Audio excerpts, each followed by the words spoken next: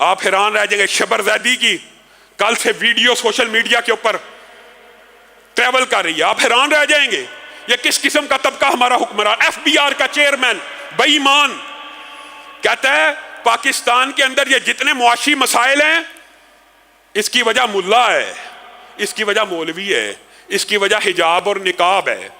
Do country in the world, Bangladesh, China, Thailand, Vietnam, no country in the world can have apparel export at a cheaper labor cost unless the labor, women labor is more than 60%. The Pakistan society with these hijabs and Maulvis and mullahs and madrasas, we cannot prosper. Let's be very clear.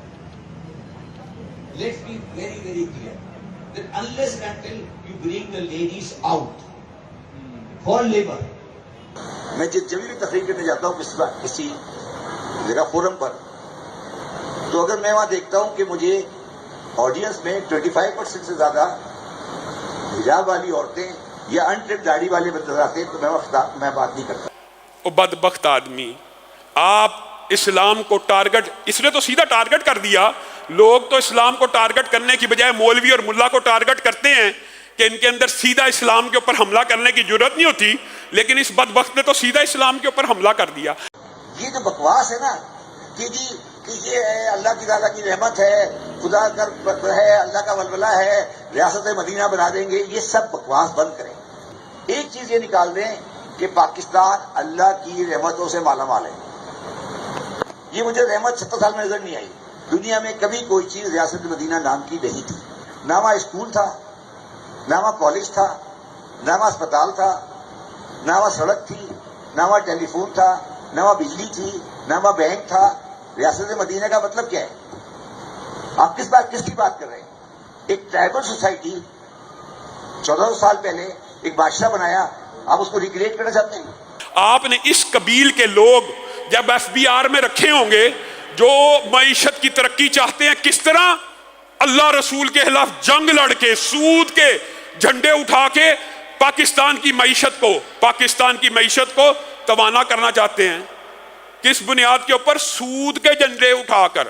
اللہ اور اس کے رسول کے ساتھ جنگ شبر زیدی تو جیت سکتا ہے اپنی غلطی ماننے کی بجائے, اپنے اوپر اپنے جرم کا اقرار کرنے کی بجائے, اپنی ناکامی کا اقرار کرنے کی بجائے تو اپنی ناکامیوں کے اوپر پردہ ڈالتا ہے کہ پاکستان کی معیشت مولویوں کی وجہ سے مضبوط نہیں ہو سکی. کون سا مولوی 75 سال میں اقتدار میں آیا ہے؟ مولوی نے تجھے کیا کہہ دیا؟ سود کے لے کے تو لڑتا رہا ہے. ایف بی آر کا چیئرمین اور چیمپئن معیشت کا تو رہا. تو نے پاکستان کی معیشت کا ایسا بیڑا غرق کیا, آج تک وہ اپنے قدموں پہ کھڑی نہیں ہو رہی, اور ذمہ دار اس کا جناب مولوی ہے. ماشاءاللہ, خدا کی قسم ہم تو یہ بات کہتے ہیں, اور اس کے اندر بھی آپ لوگ اور میں مجرم ہیں. پہلے بھی آپ کے سامنے یہ بات رکھتا ہوں, لیکن یہ پیغام گھر گھر پہنچائیے. ہم نے پنجابیوں نے خاص طور کے اوپر یہ اپنے ساتھ ظلم کیا ہوا ہے.